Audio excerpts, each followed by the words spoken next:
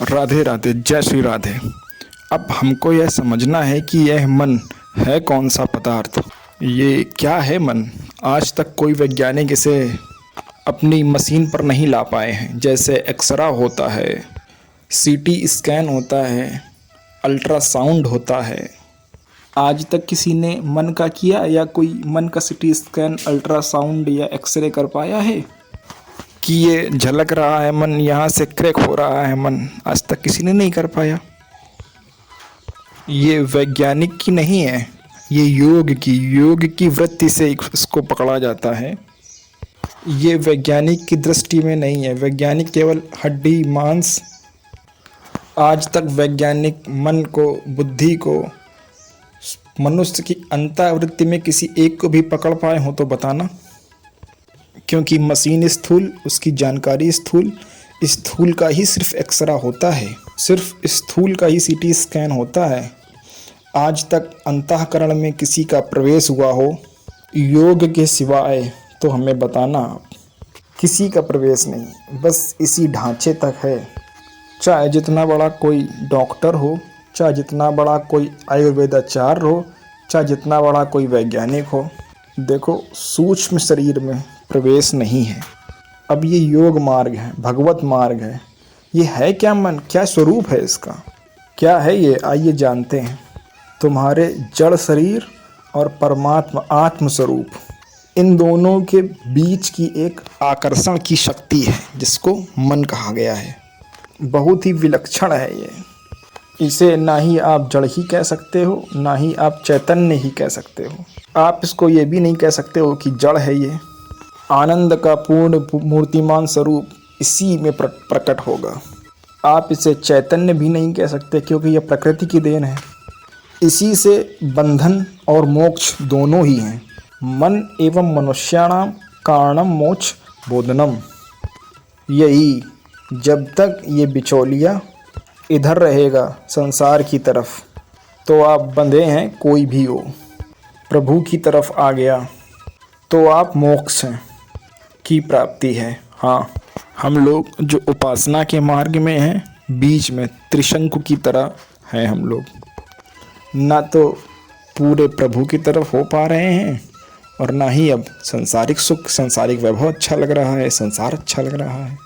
ये स्थिति अति भयावह होती है। कम से कम सरकारी मूढ़ता बस तो सही, संसारिक मूढ़ता बस तो सही, अपने मार्ग में तो है वो। मूढ़ता बस अज्ञान के मार्ग में, उसी में राजी। 100 कुंटल गेहूँ हो गया है, थोड़ा लाई चना हो गया है, बढ़िया है, वो खुशी हो गया इतने में, बढ़िया है। बच्चों का ब्याह हो गया, शादी संबंध हो गया, मुक्त हो गया वो।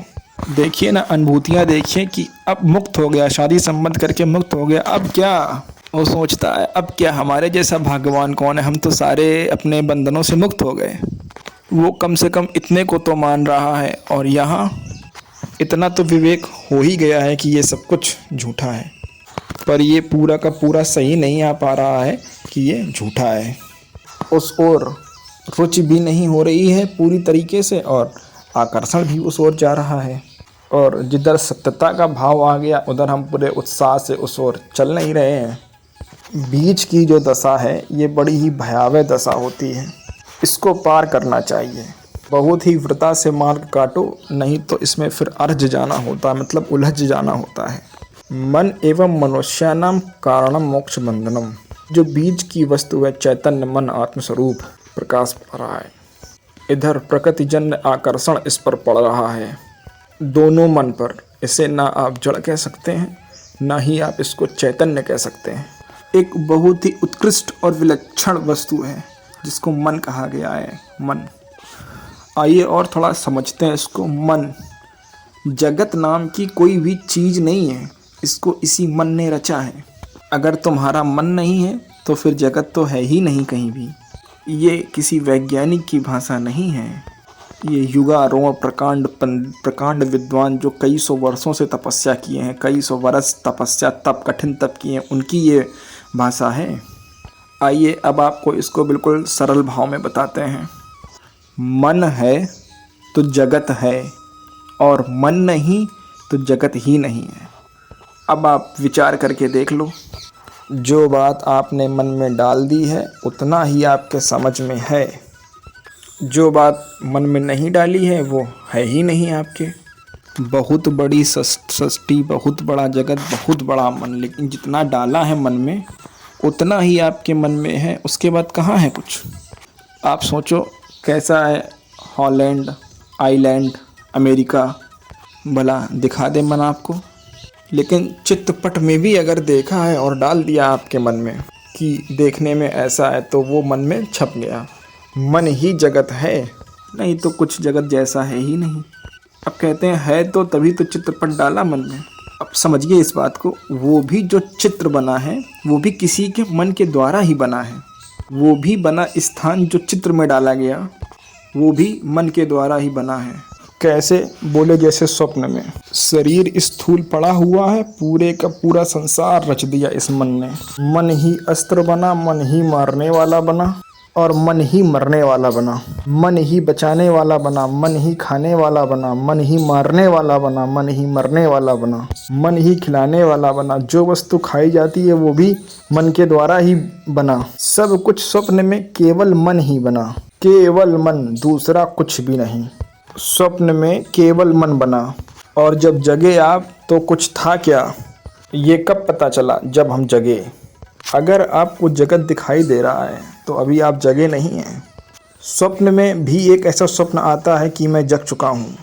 उसी स्वप्न में स्वप्नांतर भी देख रहा है वो, लेकिन है वो स्वप्न में ही। ठीक उसी प्रकार जिस प्रकार स्त्री पुरुष जड़ चैतन्य ऊंच नीच सुख दुख हानि लाभ ये स्वप्न रचा हुआ है मन रूपी माया का। ये मन जब तक भगवताकार नहीं होगा तब तक ये जगत दिखाई दे रहा है, तभी तक इस जगह का अस्तित्व है। अगर आपका मन ठीक हो गया तो आप ना कभी बंधे थे, क्योंकि आप बंधन को प्राप्त होते तब तो मोक्ष होता। आपको कोई बांध ही नहीं सकता, आप तो भगवान के अंश हैं। ये संकल्प पे विकल्प करके मन में जैसी सृष्टि रचता है। जनक जी ने तो यही देखा है कि स्वप्न में जो देखा कि उनका राज्य छिन गया है, वो बहुत ही ज़्यादा गरीब हो गए हैं, निर्धन हो गए हैं जिसे कहते हैं, भूख से बहुत ही ज़्यादा व्याकुल हैं। उन्होंने किसी तरह भिक्षा मांग कर करके कुछ चावल और दाल और मिट्टी के उस पात्र में उसको रख करके उपला बीन कर करके उसको पका रहे थे, खिचड़ी। उतने में ही दो सांड लड़ते हुए आए, वो खिचड़ी भी और वो मिट्टी का पात्र पूरा फूट के पूरा बिखर गया। अब वो बहुत ही ज़्यादा व्याकुल हुए भूख से, और जब जगे तो देखा अपनी सैया पर देवताओं को बीज सुख नहीं वो महाराज श्री जनक जी को प्राप्त थे। सिया जी के पिता होने का सौभाग्य मिला। ज्ञानियों में शिरोमणि विदेह राज। उन्होंने चिंतन किया ये क्या था, भूख से व्याकुल भटक रहा मैं दर दर, या ये राज वैभव में ये सत्य है। अब वो बड़ी दुविधा में और बड़े शंका में कि ये सत्य है जो ये राज वैभव है, या वो सत्य है कि मैं दर दर भूखे भटक रहा था, क्या है ये। उनके इस संशय का एक शब्द में अष्टाजी ने उत्तर दिया था, ना ही ये सत्य है और ना ही वो सत्य है। जिसे तुम जागृत में देख रहे हो ये मोह निद्रा का स्वप्न है, और जिसे तुमने स्वप्न में देखा था वो तमोगुणी निद्रा का स्वप्न है। अर्थात दोनों स्वप्न ही हैं। ये दोनों स्वप्न मन के ही बनाए हुए हैं, नहीं तो भगवान के सिवा एक कण भी कोई और नहीं है। ये मन जब तक भगवतानंद में विलीन नहीं होता तब तक ये जगत का स्वयं प्रपंच रचता रहता है। ये जिस पदार्थ को ग्रहण करता है वही रूप बना लेता है अपना। देखो गुलाब जामुन, मन बन गया गुलाब जामुन का, स्वाद बन गया, इंद्रियों में स्वाद आ गया, आँखों में गुलाब जामुन बन गया और मन में स्वाद उत्पन्न हो गया। अब गुलाब जामुन के लिए व्याकुलता उत्पन्न हो गई। अब ये कुछ भी हो, कैसे भी हो, गुलाब जामुन बहुत जलेबी। अब देखिए, जहाँ आपने जिस वस्तु को आनंद रूप में स्वीकार किया कि इसमें सुख है, वो पूरा का पूरा मन बन जाएगा। अब ये समझो आप, पदार्थ, व्यक्ति, वस्तु, स्थान, ये मन बनता है। अमुक भोग, मन वही व्यक्ति ले आया, वही सीन ले आया।